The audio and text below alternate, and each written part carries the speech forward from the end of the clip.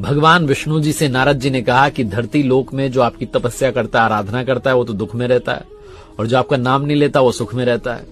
भगवान ने कहा भ्रमण करके आते हैं, घूम कर आते हैं। दोनों साधु वेश में नीचे आए, एक व्यापारी के घर गए साधु वेश में भिक्षा मांगने के लिए, उसने भगा दिया वहां से। जब वहां से निकले तो भगवान ने पलट करके व्यापारी के घर की तरफ देख करके कहा कि तुम्हें और पैसा मिले, तुम और समृद्ध हो जाओ। वहां से पहुंचे, एक झोपड़ी में एक माता जी रहती थी, भगवान की पूजा करती थी। झोपड़ी के बाहर एक गाय बंधी हुई थी। जाकर के भिक्षा मांगी तो माता जी ने कहा भोजन तो नहीं करवा सकती हूँ, दूध का इंतजाम कर सकती हूँ, गाय क्योंकि मेरे पास है। दूध का इंतजाम किया, आराम से उनको आसन पे बैठाया। उसके बाद जब वहां से चले तो पलट करके भगवान ने झोपड़ी की तरफ देख करके कहा कि तुम्हारी गाय बहुत जल्दी चल बसे। नारद जी से रहा नहीं गया, आप ये उल्टी बातें क्यों कर रहे हो? जो गाली दे रहा उसको कह रहे हो और फलो फूलो, और माता जी जो आदर सत्कार कर रही है उनको कह रहे हो कि तुम्हारी गाय चली जाए।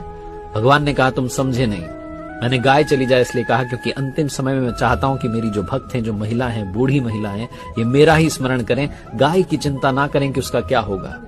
और व्यापारी को कहा और पैसे कमाओ, इतने पैसे कमाओ कि अंत समय में पैसा सोचो और तिजोरी के नीचे सांप बन करके जन्म लो।